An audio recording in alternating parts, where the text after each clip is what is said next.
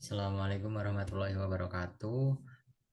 Perkenalkan nama saya Vanessa Saktasa Soekarno Pusra, bisa dipanggil Vanes, dengan NIM G00251009 dari kelompok A6. Di sini saya ingin menjelaskan mengenai dinding abdomen laporan pertama. Di sini kasusnya Dava sedang maraton nonton One Piece.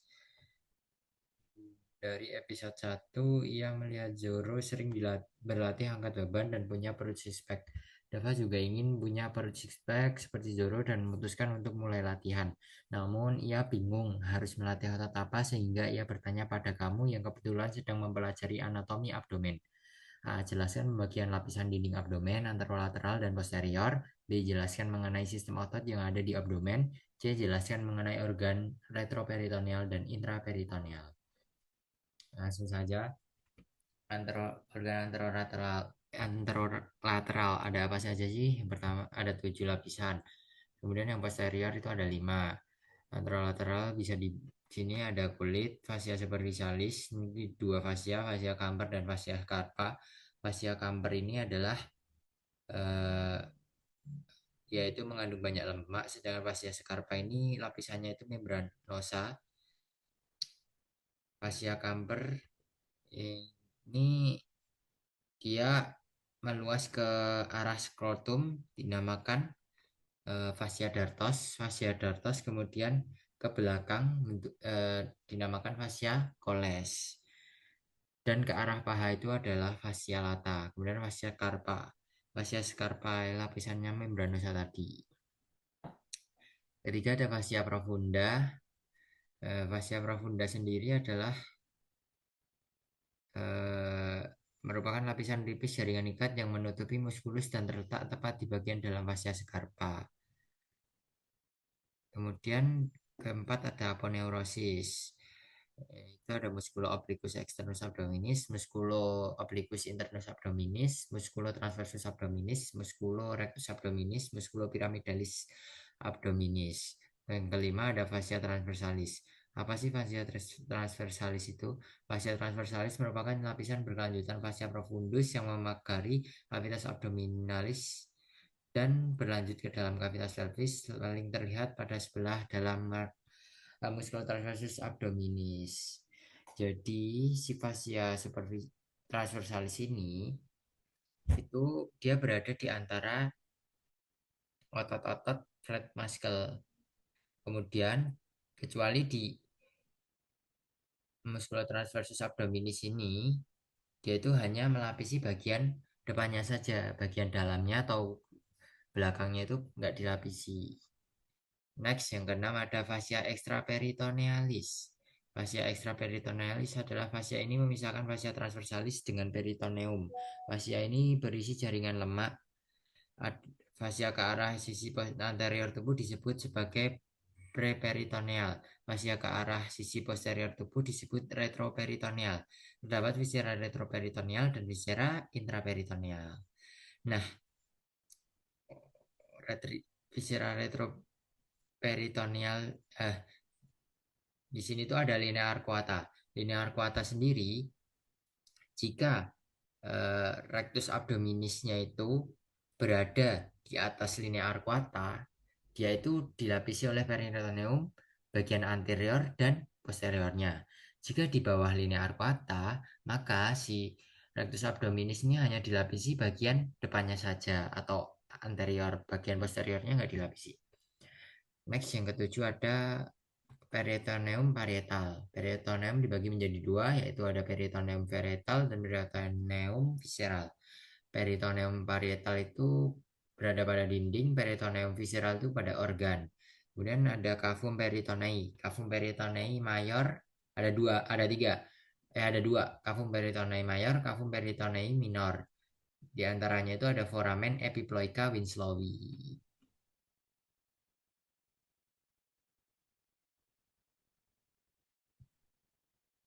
Kemudian apa aja sih organ yang ada di posterior? Di posterior itu ada 5 lapisan, yang nggak ada itu cuman si fascia profunda dan fascia transversalisnya. Jadi sama, dia memiliki fascia superficialis dorsi, Kemudian ada musculus yang terbagi menjadi lapisan pertama itu ada musculus latissimus dorsi, lapisan kedua ada musculus obliquus externus abdominis, kemudian musculus erector spinae, musculus longissimus dorsi, musculus serratus posterior inferior. Lapisan ketiga ada musculus multifidus, musculus interspinalis, musculus obliquus internus abdominis. Lapisan keempatnya ada musculus quadratus lumborum, musculus iliopsoas, musculus transversus abdominis. Yang keempat ada fascia extraperitonealis atau jaringan lemak, kemudian ada peritoneum parietalis. Nah, aku tadi lupa menjelaskan kalau musculus obliquus externus abdominis itu seperti huruf V, ke arah inferomedial. Sedangkan musculus obliquus internus abdominis itu seperti huruf A, mengarah superomedial. Kalau transversus abdominis itu serat-seratnya mendatar saja sih, itu saja. Nah, dan juga musculus rectus abdominis ini, musculus rectus abdominis juga itu six pack dalam tubuh kita. Kalau si muskulo piramidalis ini tidak semua orang memiliki. Nah, selanjutnya ada posterior kan udah saya bahas. Nah, sekarang kita lanjut ke apa saja sih organ yang ada pada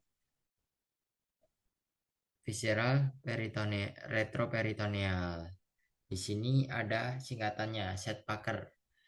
S-nya itu adalah suprarenal gland, A-nya aorta, D-nya duodenum, P-nya pankreas, U-nya itu ureter, C-nya colon ascendant at descendants, K-nya itu kidney atau ginjal, E-nya itu esophagus, dan R-nya itu rectum. Sedangkan viscera intraperitoneal itu ya selain organ di sini, itu intraperitoneal. Segitu saja PPT dari saya. Bila ada salah kata mohon dimaafkan. Wassalamualaikum warahmatullahi wabarakatuh.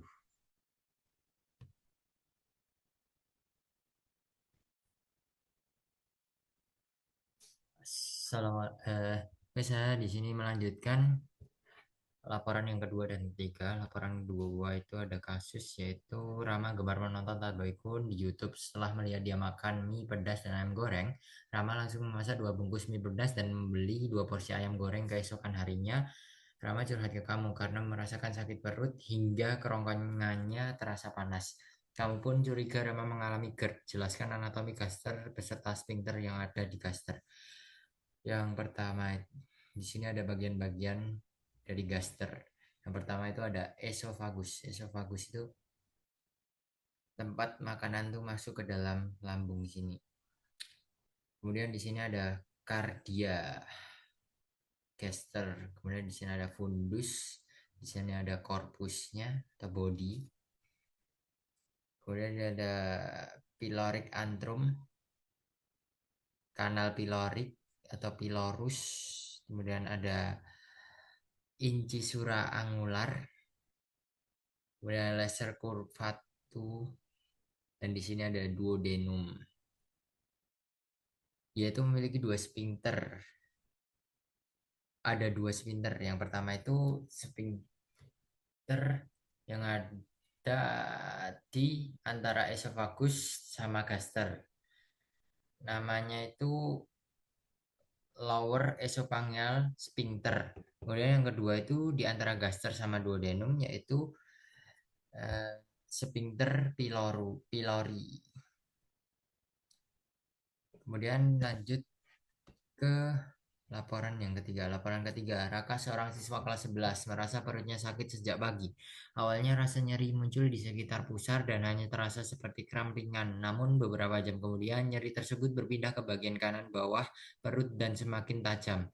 Raka juga merasa mual, hilang nafsu makan, dan ketika teman sekelasnya menekan sedikit area tersebut, rasa sakitnya bertambah hebat. Jelaskan letak-letak appendix, letak yang paling umum, cara pengukuran beserta nama garis dan titik pengukurannya. Letak-letak appendix dibagi menjadi beberapa, ada 5. Yang pertama retrokekal, kemudian postileal, preileal, pelvic, dan subkekal. Retrokekal ini menunjukkan pada jam 11 jarum jam 11, kemudian subkekal ini menunjukkan jarum jam di angka 6, pelvic menunjukkan di jarum jam di angka 5, preilial itu menunjukkan di jarum jam 1 atau 2, postileal juga sama dengan preilial. Kemudian cara pengukurannya itu ada garis Monroe Pincher dari sias dextra ke umbilikus diambil sepertiganya. Terus ada garis Lange dari sias dextra ke sias sinistra itu diambil 1/6. Ya, titiknya itu dinamakan titik Mach-Burney. Sekian, terima kasih. Wassalamualaikum warahmatullahi wabarakatuh.